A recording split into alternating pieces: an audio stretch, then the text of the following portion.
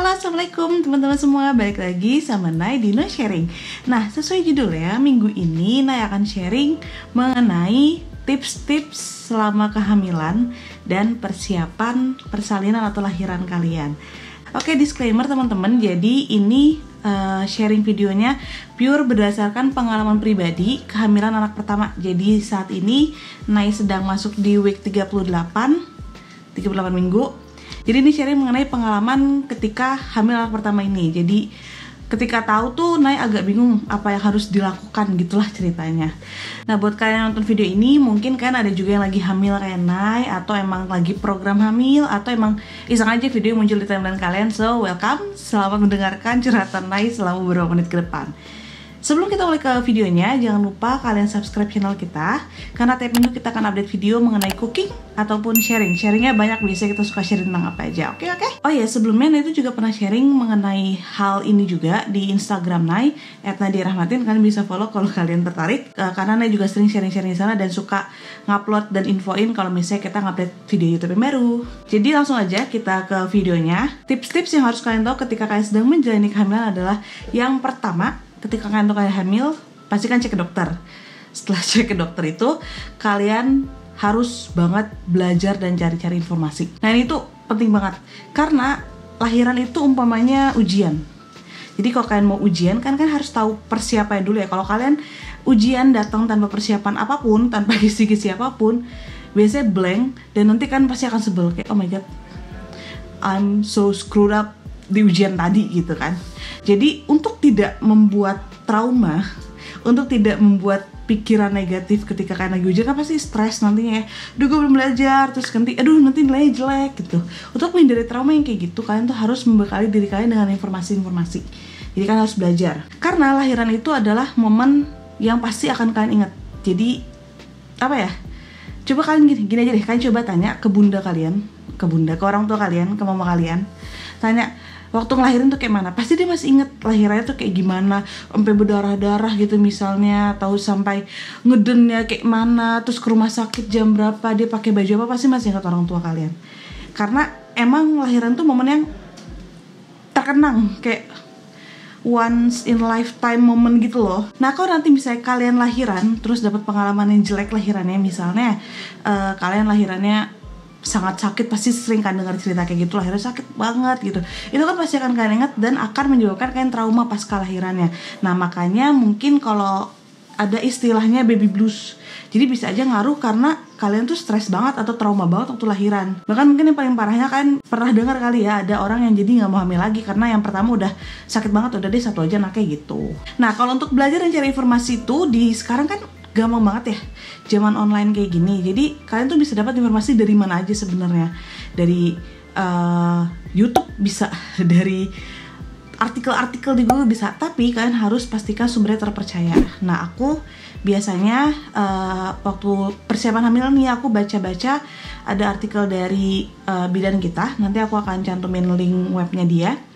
Terus ada juga dari YouTube, banyak banget di YouTube itu yang share, banyak bidan-bidan dan dokter-dokter yang mereka buat channel untuk share. Nah, ini nanti aku akan cantumin beberapa channel yang benar-benar bantu aku banget selama lagi hamil ini. Nah, terus yang pengen aku highlight dari belajar dan cari informasi ini adalah kalian, Jadi banyak banget ibu-ibu yang miss ketika mereka belajar mengenai persalinan. Jadi mereka tuh terlalu fokus untuk belajar mengenai hari H lahiran, tapi kadang mereka lupa dengan fourth trimester atau trimester 4. Jadi yang setelah lahirannya itu loh yang lebih panjang. Karena kan lahiran ya anggap aja paling lamanya mungkin 48 jam. Aku nggak tahu persalinan yang terlama berapa. Tapi anggap aja lahiran lah 24 sampai 48 jam, sehari 2 hari lah kalian lahiran kan. Tapi setelah itu ketika nih anak keluar, kadang tuh orang lupa untuk belajar ini. Jadi saran aku, kalian nggak cuma belajar mengenai persalinan, tapi kalian juga belajar mengenai after lahiran, trauma dan lain sebagainya. Itu kalian harus pelajarin itu, karena banyak banget yang miss nih. Ini aku diingetin sama temenku yang sebelumnya udah lahiran juga, yang udah punya anak. Dia tuh bener-bener ngasih tau aku, Nay, kamu jangan sampai lupa belajar mengenai ini. Jadi kayak laktasi, terus perawatan bayi, itu tuh suka miss, kita lupa pelajarin. Jadi buat ibu-ibu yang lagi hamil, kalian harus pelajarin itu juga. Jangan terlalu fokus dengan persalinan. Kalian harus persiapkan persalinan, tapi yang masa setelahnya lebih panjang. Jadi kalian harus persiapin itu. Nah, dan gak cuma ibu doang nih yang belajar, ayahnya, calon ayah itu juga harus belajar. Mungkin kan mereka ada yang sibuk kerja gitu. Jadi saran aku mungkin ibu-ibu, sang istri setelah kalian mendapatkan informasi langsung di-share sama ayahnya gitu ya. Bunda mau sharein dong, tadi bunda habis belajar ini, ternyata ngerawat bayi tuh kayak gini loh, mandiin bayi tuh kayak gini loh, stepnya kayak gitu. Terus ternyata nanti lahiran itu kalau sesar kayak gini gitu. Jadi kita tuh infoin semuanya ke ayah. Karena kan kalau kalian dapat menceritakan ulang, membagikan informasi lagi kan bisa lebih terkenang ya di kepala. Tuh, jadi jangan lupa share ke suami kalian juga. Karena ini kan anak-anak berdua, jadi jangan cuma mamanya doang yang belajar nih, bapaknya juga harus belajar. Dan belajar ini bisa dimulai dari kapan sih? Dari kalian tahu kalian hamil. Itu kalian harus mulai belajar. Dulu aku miss banget, jadi aku baru mulai belajar tuh ketika trimester 2 akhir atau trimester 3 awal. Karena waktu awal-awal tuh trimester 1 kan ya full banget mual-mual dan sebagainya ya, boro-boro mau mikirin belajar, aku makan aja susah gitu waktu trimester 1. Jadi trimester 2 tuh sudah agak enak, masih kerja, jadi kayak banyak pikiran dari kerjaan. Dan mungkin ibu-ibu yang kerja juga di luar sana, untuk bagi waktunya kalian bisa belajar tiap weekend atau tiap malam setelah kerja gitu. Jadi ya cari-cari waktu lah buat belajar kalau emang kalian ibu yang kerja. Tapi kalau ibu yang di rumah doang, kalian punya lebih banyak waktu untuk belajar sebenarnya gitu. Nah, itu poin mengenai belajar yang ternyata banyak banget ya belajar itu ya. Banyak cincongnya emang Nay, tapi benar kalian harus meng-highlight ini karena Nay makasih banget sama temennya yang sudah mengingatkan Nay untuk belajar, nggak cuma mengenai persalinan doang. By the way, ini beberapa poin-poin yang harus kalian cari tahu ketika kalian lagi hamil. Nih ada poin-poinnya di sini. Kalian bisa screenshot terus nanti kalian coba pelajarin. Dan feel free untuk nambahin juga poin apa lagi yang sebenarnya belum di-mention sama Nay di sini. Jadi ada mengenai olahraga hamil. Jadi kan ketika hamil, olahraga itu membantu melemaskan otot lah ya. Jadi biar nggak kaku-kaku banget. Karena kalian hamil tuh bukan berarti kalian sakit. Jadi kalian tetap harus olahraga, menjaga stamina tubuh. Terus juga mengenai nutrisi ketika hamil. Karena nutrisi kalian kan juga buat anak kalian. Jadi itu berpengaruh banget. Terus hypnobirthing. Terus ada tentang persalinan itu sendiri. Jadi persalinan kan ada dua, ada yang normal, ada yang sesar, tuh kan harus pelajarin itu. Terus laktasi, perawatan bayi, dan juga nutrisi untuk ibu dan bayi. Ini kalian bebas kalau mau tambahin lagi, boleh banget ya komen di bawah. Nah, tips yang kedua dari aku yaitu hindari testimoni atau review negatif. Aku tahu banget kalau kalian belanja online pasti yang kalian lihat tuh bad review dulu, or at least I did that gitu. Jadi aku kalau misalnya belanja tuh aku pasti ngeliat yang review bintang 1 dulu. Jadi jeleknya apa dari produk ini gitu biasanya. Untuk persalinan jangan cari yang jelek-jelek deh, karena biasanya yang jelek-jelek itu melekat. Jadi pasti kan kalau kalian dengar, aduh lahiran tuh sakit banget kayak mau mati, ada aja kan orang yang kayak gitu. Karena lahiran setiap orang tuh beda-beda. Bisa aja si A bilang lahiran tuh sakit banget, tapi ada juga yang bilang biasa aja kok gue lahiran, ya sakitnya masih bisa ditolerir lah. Karena batas ambang sakit setiap orang tuh berbeda. Batas ambang sakitku, batas ambang sakit si ibu A itu bisa beda. Bisa aja dia yang emang dari kecil biasa hidup enak gitu, biasa jadi princess gitu kan. Batas ambang sakitnya akan berbeda dengan anak yang dia mungkin waktu kecil hidupnya keras gitu misalnya. Jadi gak bisa disamain. Boleh kalian mendengar cerita dari orangnya, tapi ini berbeda ya. Antara kalian belajar ilmu tentang persalinan dengan lihat testimoni orang, itu kan beda ya. Jadi kalau kalian lihat testimoni kan pengalaman pribadi ya, subjektif sekali. Jadi sangat disarankan untuk menghindari review yang kayak gitu, karena yang jelek-jelek tuh bisa keinget, nancep.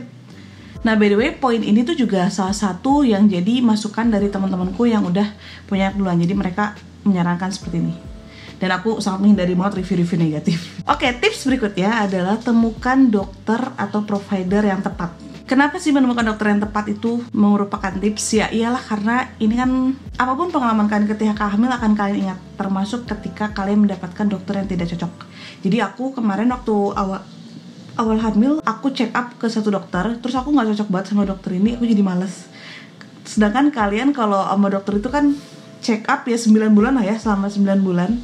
Ya mungkin 7-8 bulan lah, anggap yang 1 bulan pertama nggak kelewat check upnya.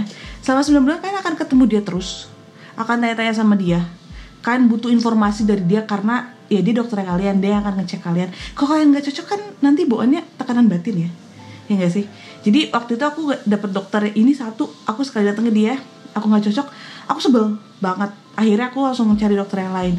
Dan aku juga sering dengar dari teman-temanku yang lain tuh, dia juga bilang perjalanan mencari dokter itu nggak mudah. Jadi emang harus cocok-cocokan. Kalian bisa mungkin tanya teman kalian yang sebelumnya sudah melahirkan, terus kayak rumahnya mungkin dekat-dekat sama kalian. Kebetulan aku dapat dokterku tuh rekomendasi dari temannya suami aku. Jadi dia sebelumnya lahiran di sana dan dia udah cocok gitu. Mungkin kalau kalian tanya orang tua kalian udah nggak relevan karena udah beda berapa puluh tahun kan, beda 20-an tahun lebih. Entah dokternya masih ada, entah udah nggak ada, kan kita nggak tahu. Nah terus setelah kalian menemukan dokternya, kalian juga temukan rumah sakitnya. Sebenarnya nggak harus dokter ya, bisa bidan atau nanti kalian di puskesmas. Pokoknya kalian temukan provider yang akan melahirkan anak kalian lah, membantu lahiran anak kalian gitu. Terus setelah kalian ketemu providernya, entah bidan entah dokter, kalian temukan juga tempat lahirannya. Karena kan di Indonesia belum boleh nih lahiran di rumah. Nggak tahu sih, yang aku baca-baca perizinannya agak susah untuk lahiran di rumah gitu kan. Jadi kalian harus cari tempat lahirannya. Kalian harus lihat tempatnya, kalian cocok apa enggak, transportasi ke sana gimana. Ini pertimbangannya banyak banget, macam-macam. Transportasi nanti kalian ke sana gimana, lokasinya di mana, biayanya di sana gimana. Jadi ketika kalian udah dapet dokter, terus rumah sakitnya udah tahu dokterin di mana, karena kan satu dokter pasti dia praktek di beberapa rumah sakit. Jadi kok kalian ketemu dokter A di rumah sakit yang A, terus kalian lihat nih, kalian tanya aja biaya persalinan di sana berapa gitu, karena biasanya mereka pasti akan punya list biayanya gitu loh. Jadi per kelas totalnya biaya berapa, kayak udah paket gitu.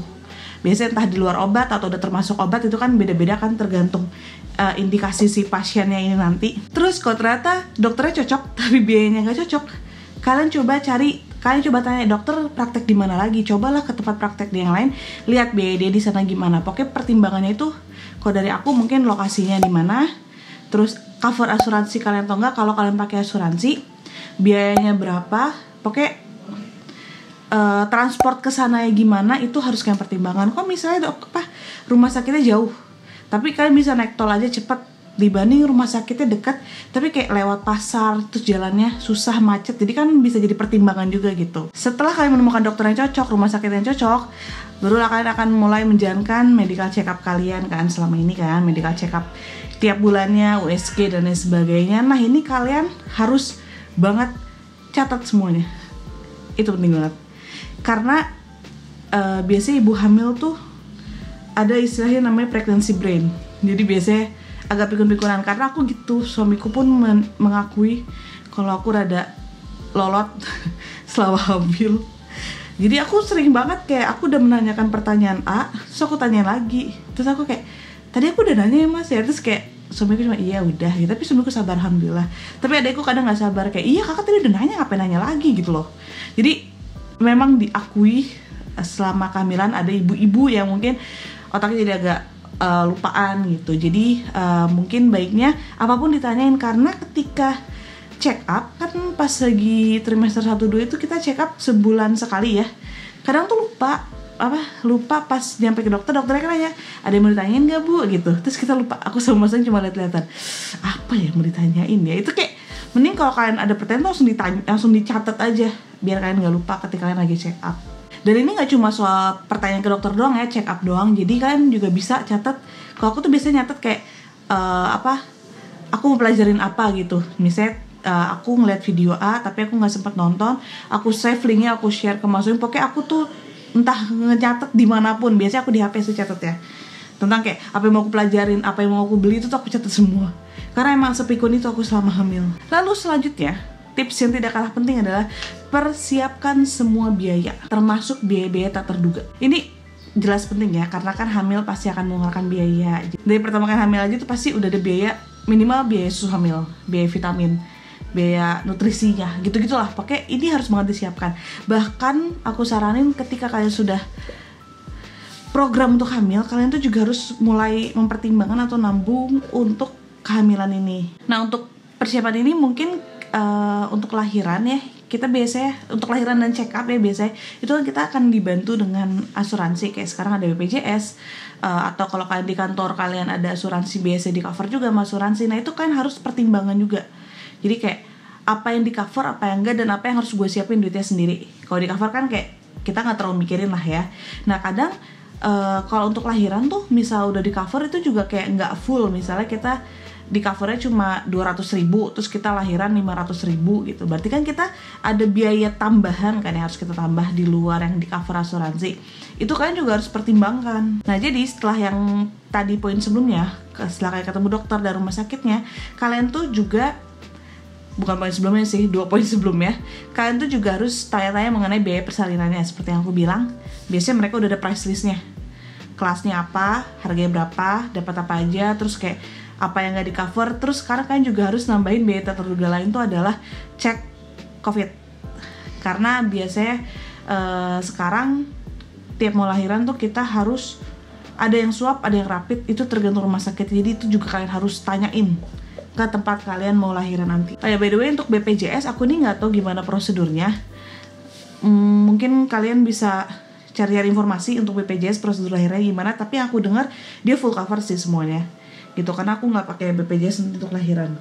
Berikutnya ada beberapa list general mengenai pertimbangan biaya yang harus kalian siapkan ketika kalian tahu kalian hamil atau kalian sedang program hamil. Pokoknya ketika kalian mau hamil, mau punya anak, ini yang harus kalian pertimbangkan. Yaitu ada yang pertama biaya check up rutin. Jadi kalau check up itu sebenarnya aku baca disarankan selama kehamilan 4 kali. 1 trimester 1, 1 trimester 2, 2 kali di trimester 3. Tapi jujur aku waktu itu check up-nya tiap bulan sekali, sebulan sekali. Dan sekarang di trimester 3 ini ada yang 3 minggu sekali, 2 minggu sekali, sama sekarang akhir-akhir seminggu sekali gitu. Vitamin dan suplemennya, jadi biasanya ibu hamil tuh ada vitamin tambahan biasanya dari dokter. Terus ada perlengkapan hamil. Jadi perlengkapan hamil tuh jujur aja aku banyak beli baju-baju baru karena bajuku udah pada gak muat. Terus juga selain perlengkapan hamil ibunya, perlengkapan menyusui itu juga banyak untuk ibunya, selain pakaian sendiri ya. Terus ada perlengkapan bayi, terus ada biaya persalinan, dan ini biaya tambahan sih kayak maternity shot atau nanti baby shot, itu tambahan aja kalau emang kalian mau ada kenang-kenangan foto-foto hamil dan foto bayinya. Dan untuk biaya tak terduga itu macam-macam, kayak tadi aku bilang ada rapid, terus ada juga misalkan bayi kalian atau kalian ada indikasi sakit tertentu, itu juga kalian harus siapin biayanya. Jadi contohnya tuh bunda aku ketika kita 4 adik beradik, kita semua itu setelah lahir minimal banget 2 minggu di rumah sakit, karena emang kita ada kondisi sakit apa gitu dulu waktu kecil, entah apa tuh sakitnya, pokoknya mengenai darah-darah gitulah. Jadi kita tuh 2 minggu di rumah sakit, dan itu kan biaya tambahan lagi kan di luar kayak persalinan. Nah biaya-biaya yang kayak gitu tuh yang kita nggak tahu, jadi kita harus siapin juga emergency fund-nya kita ya, biaya tak terduga dan daruratnya. Nah ini kalian boleh banget nambahin kalau ada yang kurang, misalnya persiapan persalinan itu apa aja biayanya, jadi kalian bisa komen di bawah ya. Nah yang selanjutnya, ini tipsnya sebenarnya mendekati akhir-akhir nih, tips mendekati lahiran itu do hospital tour. Jadi kalian harus lihat tempat kalian lahiran. Jadi kan biasanya kalau di rumah sakit tuh ya, tempat kita check up dengan tempat kita bersalin tuh beda. Maksudnya beda lantai, beda ruangan. Jadi kalian tuh harus tahu kalau kalian datang ke rumah sakit, gue harus kemana nih mau lahiran. Itu tuh kalian bisa tahu dari hospital tour. Jadi itu aku baru ngelakuin hospital tour di 35 minggu. Jadi ketika aku udah fix, udah oke, rumah sakitnya ini, biayanya ini, roomnya maunya yang ini gitu kan ya. Sebenarnya belum pilih roomnya juga sih. Jadi kita mau lihat nih kan, biasanya ada kelas-kelasnya tuh, dari kelas paling bawah sampai kelas paling atas. Kita minta hospital tour untuk ngelihat, mau lihat ruangannya kayak gimana gitu. Terus tanyain juga nanti ke tempat kalian bersalin itu, kalau aku baru datang aku harus kemana, terus apa prosedurnya, itu tuh kan juga harus tanyain supaya kalian nggak bingung gitu loh ketika hari H. Dan itu pasti bareng sama pendamping persalinan kalian. Jadi kalau kalian nanti bersalin sama suami, ya pasti sama suami pergi ke sananya, jangan sendirian doang, karena kan dia yang nanti bakal lebih repot kan. Kita kan cuma lahiran bisa kita langsung masuk IGD atau UGD, langsung diurus di sana, ya sudah.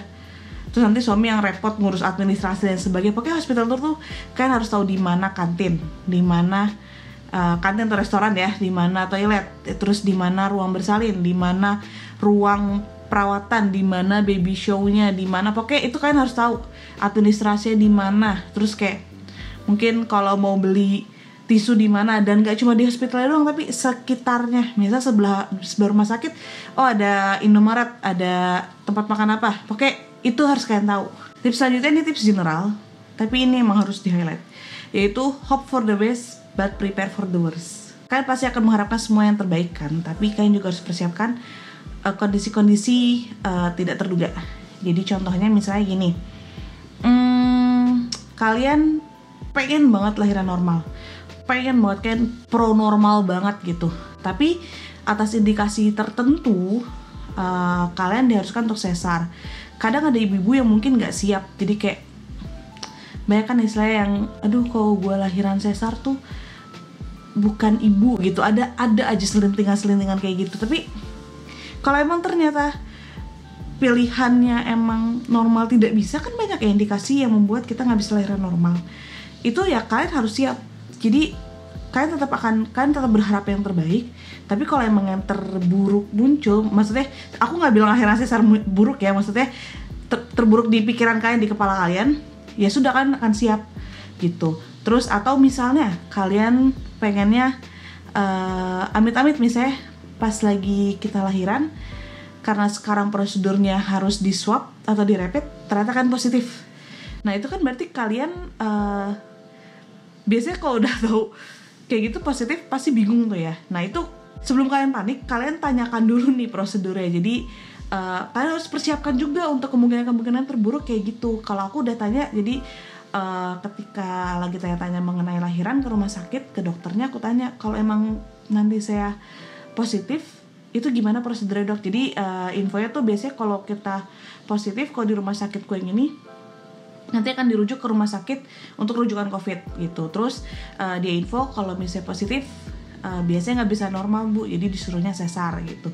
Nah itu yang harus kalian persiapkan gitu. Kita pasti berdoa yang terbaik, tapi apapun kondisinya kita nggak tahu, kita berharap tapi Allah yang menentukan.